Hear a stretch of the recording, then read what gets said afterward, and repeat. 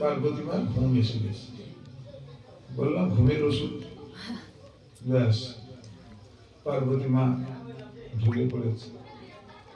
এখন উপরে গাছের উপরে এক সুখ পাখি বসেছিল। সুখ পাখি মানে কি? টিয়া পাখি। সে ওই ভাগবত কথা শুনছেন, শিব ঠাকুর বৈষ্ণবের মুখে শুনছেন। এখন পার্বতী মা যেখানে হুঁদা বন্ধ করে দিয়েছেন, এখন শিব ঠাকুর হয়তো বাঞ্ছা কল্পতরু বলে শেষ করতে পারে, যে সাড়া দিচ্ছে না জানো, এই জন্য ওই সুখ পাখি ওখান থেকে হু হু করে যায়। শিব ঠাকুর মনে করছে আমার গিন্নি খুব ভাগবত কথা শুনছেন, হরে কৃষ্ণ, আমার গিন্নি খুব ভাগবত কথা শুনছে। কে যে হু দিচ্ছে সেটা হরে কৃষ্ণ। এই জন্য পার্বতী মা সুখ পাখি শুনছেন এই অমৃতময় কথা। এই তিনটে অমৃত আছে। তিনটে কটা অমৃত আছে? তিনটে। কি কি? প্রশ্নকর্তা, তিনটে অমৃত কথা শুনুন। প্রশ্নকর্তা, শ্রোতা, শোনো বক্তা। তিনটে অমৃত, একটা হলো দুগ্ধামৃত, চরণামৃত, কথামৃত।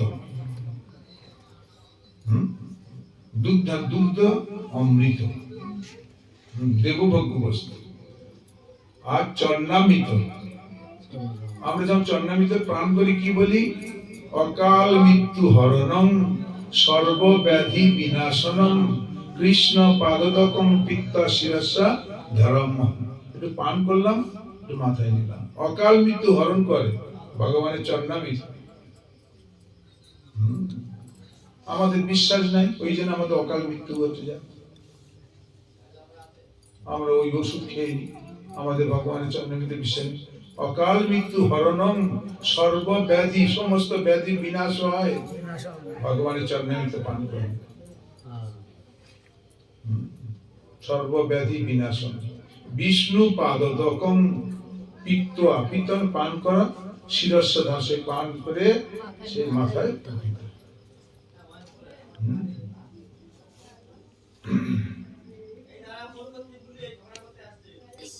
এখন এই দুগ্ধামৃত, চরণামৃত, কথামৃত, এই যে কথা মহাভারতের কথা অমৃত সমান। কাশিরাম দাস কয়ে শুনে পূর্ণবান। কাশিরাম দাস বলে আর শোনে কারা? পূর্ণবান ব্যক্তি, তারা শ্রবণ করে। হরিকথা সবার শোনার অধিকার নাই, হরিকথা শোনার সবার অধিকার।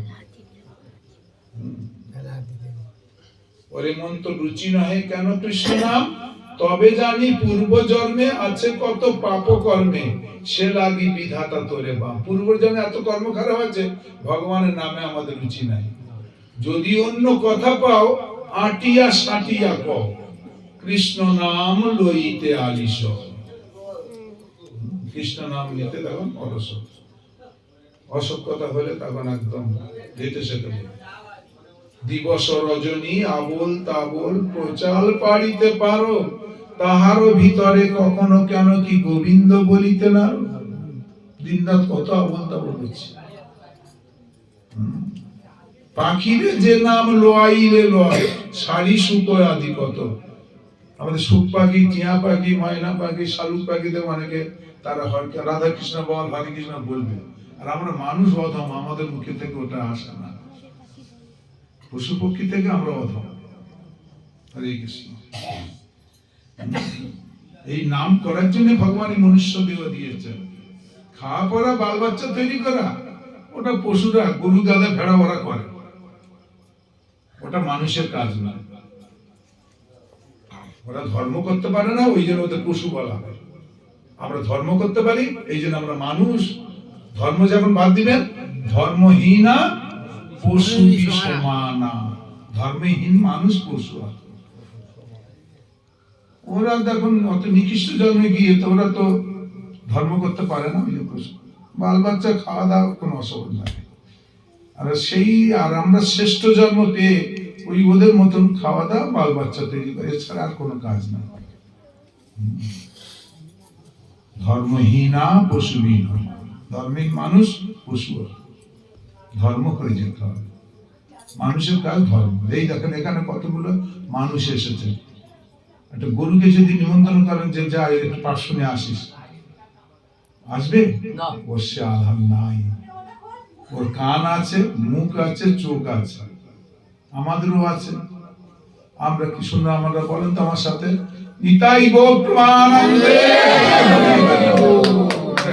কি সুন্দর হরি বলল। ওরা বলতে পারবে?